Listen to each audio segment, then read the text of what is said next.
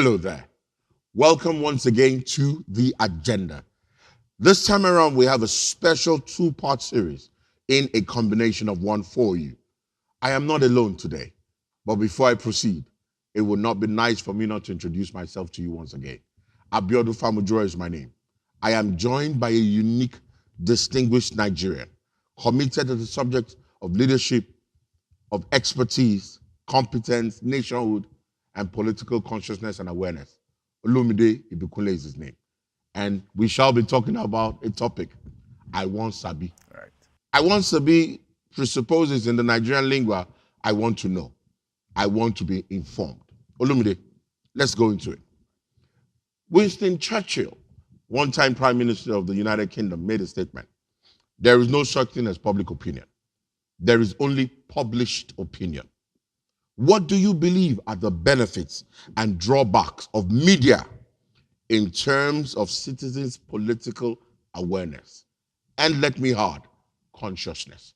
What are the drawbacks of citizens' political awareness and consciousness, the benefits and the drawbacks in relation to media? In relation to the media, prior to the recent dispensations, the media has always been seen as a tool of propaganda by the government, right? Governments of the day typically hijacked traditional media, the radio, the TV, The newspapers, right, to push whatever they wanted to push as propaganda, right?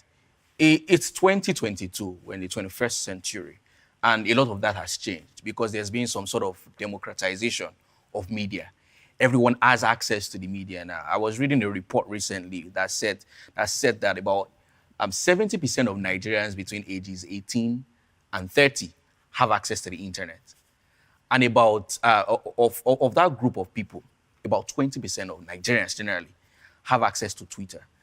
Now, it seems as though governments across the world, in fact, everyone is now recognizing social media as a tool for positive change, a tool for political participation, a tool for political discussions, right? And that's not lost on our nation, Nigeria. You want to push an agenda, what does media do for you? Media amplifies your voice. I'll take us back briefly to an incident that in Nigeria in the last couple of years, the NSAS protests.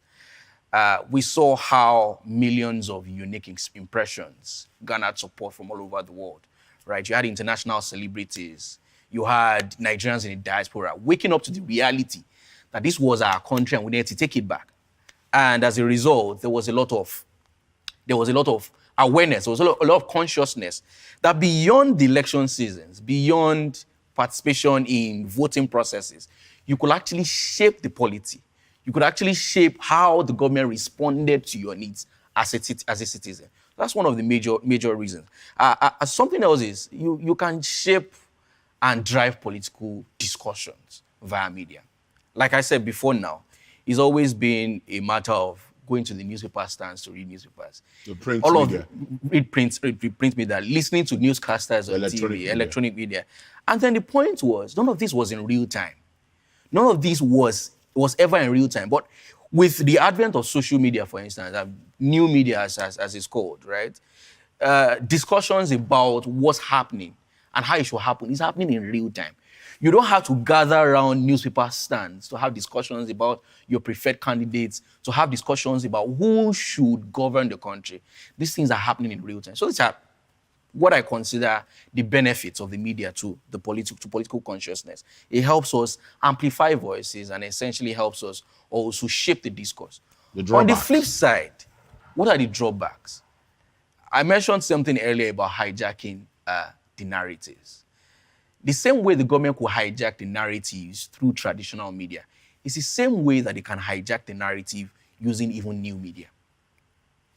When there is a certain consciousness amongst the governed, that is the electorate, in recent times, it seems as though a lot of young Nigerians are beginning to pander towards a particular candidate who seems to serve their interests better than the supposed old guard. And the government is realizing, the government of the day, government in power, and the other parties, the supposed opposition party, recognize this, and they're beginning to try to hijack the narrative, trying to change the story, so to speak, right? So the same way that it is useful, you would always find all sorts of situations where the narrative is being hijacked. I have a concern about, we're talking about Wan Sabi. Now, it is a two-part series for those who are joining us. This is the agenda. And we will be talking about Wan Sabi, and we'll also be talking about playing your part. You see, Wan Sabi, like I mentioned earlier, is a Nigerian colloquial English expression of Pidgin English. It means I want to know. When people desire to have information, in the quote I mentioned, is published opinion, not public opinion. There is a weaponization of fake news, alternative reality. A very unfortunate incident happened recently in the country. A young lady supposedly went to her boyfriend's house without the knowledge of her family. Right. She traveled a distance and went to her boyfriend's house. To cover up the misdeeds, I think she must have exceeded her curfew. She sent a communication on social media. She said she was kidnapped with a group of other people. Some persons began to condemn the Nigerian police, condemn the Nigerian security system. And then it went like wildfire until investigation proved that she went to be with a man. And the whole thing ended up in court. It was a weaponization. I want to know what is happening. Someone says, we do not dispute that you want to know, but we are going to control what you want to know. We are going to tell you what you want to know. Now, that is no longer I want Sabi. That is, you want Sabi, I go give you what you go Sabi. You want to know, but I will tell you what you should know. How do you respond to that manipulative media control? I think it's important that we realize that participation is important. I'm getting somewhere with this. There are always voices, dissenting voices. There are always, actually with media, like you said, there's some sort of weaponization of fake news, of misinformation, as it were, right? It can happen both on the side of the government, in which case it is propaganda. It can also happen in the case of the citizens, for whatever reasons, for whatever rationales, right? So how do you fight fake news? When you find them in public domain, how do you fight fake news? By participating. So prior to this time, I used to, in terms of participation, right, saying my mind, I used to keep my opinions to myself. I used to be that person who would read. I would go on Twitter, scroll, read opinions, listen to people technically, and not voice my own opinion, not say what I wanted to be out there in the public space. What does that do? You have more voices peddling misinformation, more voices putting out fake news than voices that are for true news, for correct news. For authentic when news. You do not participate. Recently, I was at a car wash. I drove my car to a car wash to get a cleanup, right? And as usual, there was a political discourse. Oh, who should be our president in 2022? In 2023, who should win the elections? Who should we put forward? The ruling party appears to have failed.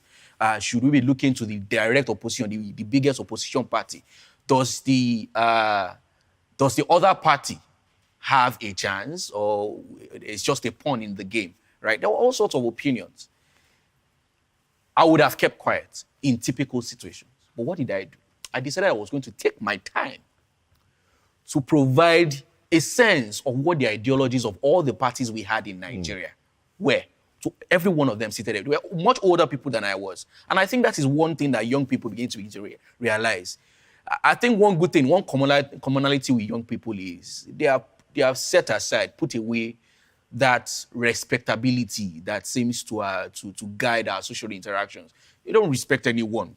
My apologies, it might sound rude, but a lot of young people don't respect the old guard because they believe you have an opinion. I also have an opinion based on the exposures that I have, right? So I set aside that respectability and essentially school them on the ideologies that the political parties that we have in Nigeria hold, and why one was what we needed at this point in time over the other. My point here is, if we do not speak up, we'll be drowned out with misinformation. If we do not speak up, the weaponization of misinformation will succeed. And so that's why when you have an opinion that you think will contribute to public discourse, you have to air them, whether on social media or in physical spaces. There is a question I must throw at you. Bad news sells, good news makes no difference. So what happens is that I want to know what this person is doing. But at the back of my mind or within the consciousness, just tell me this person is not doing anything and I'll be okay. Not the fact that this person is doing something, because the citizens need to be able to hold political office holders accountable using the media, using new media, using all forms of legal platforms to engage them. But they don't want to know. It is easier for some persons to say, this is the bad news, and they move. That's why fake news, there is what we call verifiable fact. Very few people want to verify. Some person will, I'll tell you a very hilarious story. It was during a Christmas season, and Christmas was approaching. I sat down, and I wanted to share an authentic communication. So I crafted an authentic message on WhatsApp, and I sent it to selected number of persons. Do you know what happened? It went away and came back 3 days later to me from a completely different source. And I said to myself, this is what I created. Some person somewhere is sitting behind a keyboard. Did not even bother to edit it. Did not look at what is the news. For example, they say, 5 people recovered on Lagos-Ibadan Expressway, escaped unhurt. Someone said, that's not news. News should be 48 died, 4 beheaded, 2 babies. And then they push it out. There is no engagement of political office holders in that situation. Before you respond, we need to go on a short commercial break. When we come back, he will be responding to the subject matter of holding accountable the political office holders, those in governance and leadership, with the accurate application of verifiable, authentic news. This is still the agenda. Talk to you soon.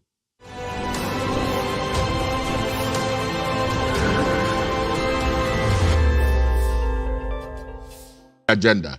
My name remains Abiodun Famujoro. With me is Olumide Ibikunle. Olumide, please give us clarity on what I referenced before we went on a short break. Well, I think that consciousness, again, is changing. The fact that we need to verify news that we receive, the fact that we need to have a balanced view of the information that moves around in the environment. And I would use some anecdotes to explain what I mean.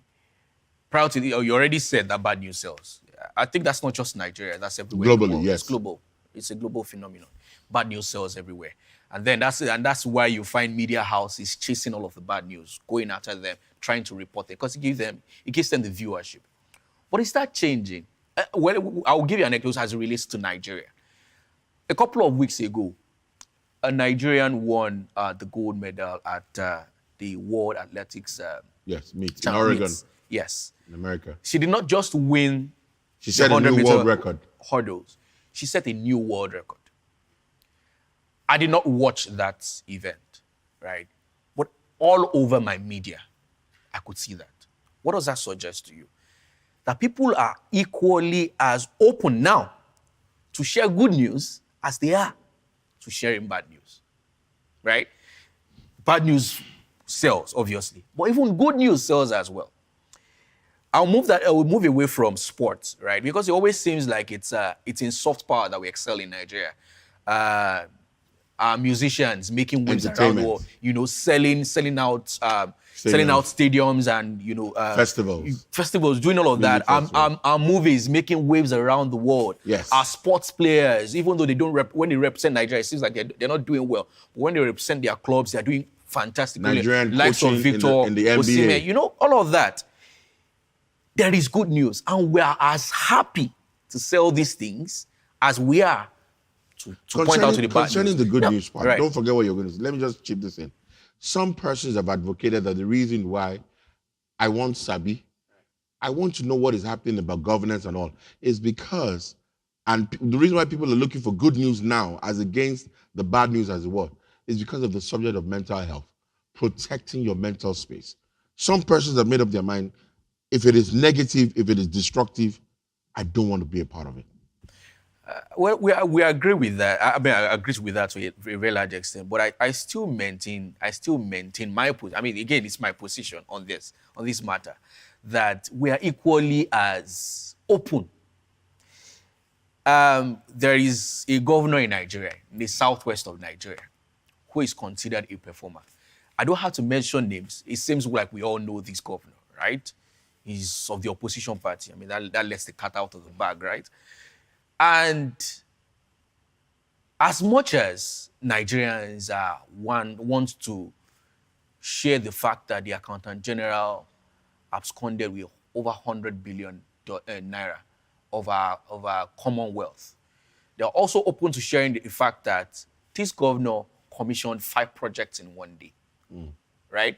So I feel personally, I just feel that there seems to be some balance that is happening to our information, right? We are as much as we are sharing the bad news, we also think that the good news is becoming important in shaping perception, right? That we are not all bad. And I think this is important not just for us as Nigerians, but for the way we are perceived outside of the country, right? Yes, you say mental health. It's important to share good news for the sake of your mental health. But we also realize a few weeks ago, it was reported a few days ago, maybe it was reported that young males under the age of 30, have now have to face a very rigorous process to get visas to Dubai. Young male Nigerians. Single. Why? Because a couple of cultists, decided to have a field day in the streets of Dubai, fighting each other. What do they realize? That it's becoming a lot more difficult to be a Nigerian in a diaspora if we keep pushing these narratives alone, and not to show to people that these individuals are only a small part. And they do not represent us. They're the exception. They're not the norm, right? So if we do not push out the good amongst us, and we keep pushing out the bad, there is a perception that is formed not just by Nigerians, but a globe about who we are. And that is not sustainable, right? So I think that's a very important driver of the change we are seeing in terms of information. Beyond just the bad, we need to also begin to push the good. I need to ask you a question, which is very instructive. With Wan Sabi, I want to know, when people get information and they are trying to hold government accountable or the leadership accountable, there is a force-feeding dimension that says, sir, believe what we're telling you and nothing else. A tendency to move towards totalitarianism, where some select citizens have concluded that this is what the government has done wrong and the government did nothing to remedy it. How do we address that? Because someone is armed with information, false information, has gathered a momentum around false information and is insisting that every one of us should sign up to that error. So in this case, we are talking about the citizens who have garnered false information and are wielding it against the government. elected, the governed, those who are governing. Right. I think the government has a role to play in terms of engagement. This might be a bold statement, but I dare say that this is probably one of the worst governments we've had in terms of civic engagement. How often do you have conversations with the electorate? How often do you share your plans with them? How often do you share progress reports? How often do you tell them, do you show them that you can relate with the things they are going through? The economy is terrible at this point in time. But is Nigeria's economy the worst at this point in time? Possibly not. In the United States today, the inflation rate is 9.1%. 9.1%. It's unprecedented.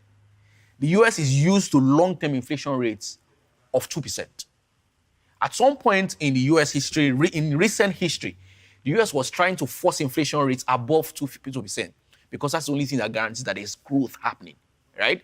And as a result of inflation rates at historically high levels, you're having a situation where interest rates are being increased in the US.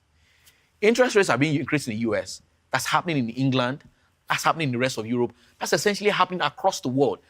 And everyone across the world is feeling the brunt of this. What does that suggest? It tells you that the economy is not terrible only in Nigeria. Of course, we have our own structural challenges. It's a global challenge. Right? Well, it's a global phenomenon. At this point in time, COVID was a key driver of that. Governments pushed money into the economies, which stoked inflation, which has resulted in rate increases at this point. So it's happening across the world. Nigeria, we've had 2 rate hikes in the last couple of months in Nigeria, and our interest rates are now at 14%, right, from about 11.5% that it was before now. So my point here is, it is everywhere across the world that the economies are struggling essentially. Fuel prices in the US, I'm sure that is a very widely reported story. Everyone knows how they are struggling so much now with gas prices, right? In Nigeria, it's the same thing. Because we cannot afford to pay the subsidies right now, we're having fuel shortages across the country. But what happens? Has there been engagement by the government? This is why this is happening. I remember in the last administration before this one, right, there were quite a number of town halls where the president would come. He would speak to the electorate, right? He would entertain questions from them. They would speak to him as well, tell him this is what we want. These are the things that we're seeing. We had a national conference in 2014. We've not had anything similar recently. Of that nature. So when you don't have that consistent engagement with the electorate, you have them picking whatever they can find, right? Essentially picking at misinformation because you are not informing them. You are not telling them what is right. I remember when there was going to be a fuel subsidy removal in, I think that was 2013 or 14. There was a town hall where the then Minister of Finance, who doubled as the coordinating minister for the economy, had a town hall session where she broke down everything about the subsidy and how the subsidy was going to be removed, how it was going to be reinvested in something called Shopee, how we're going to benefit as a nation. None of that is happening. So what do you expect the citizens to do? They'll just keep clutching at straws. This is what we can find to nail you, and we'll keep doing it. So that engagement is the most important thing that the government needs to do to fight misinformation on the part of the citizens. Olumide Ibikunle, thank you so much. It is important that we continue this conversation, and we had mentioned earlier that this is a 2-part series. What is instructive is this. From your last set of conversations about citizens' engagement, it takes us to the next conversation, which is playing your part. Playing your part as a citizen, playing your part as a member of the Federal Republic of Nigeria. We will continue this series or this conversation in a short while. But while we are doing that, before we go for a short break, please note, the agenda is available on various social media platforms displayed on your screen. We would like you to engage with us. We would like you to talk to us as we continue, because in our own space, this is us playing our part. This is us having questions and obtaining feedback. This is us engaging the society to advance the lives of Nigerians that we're leading. My name remains Abiodun Famujuro. We'll be back after this timeout, and we will be examining the subject, playing your part. Stay tuned.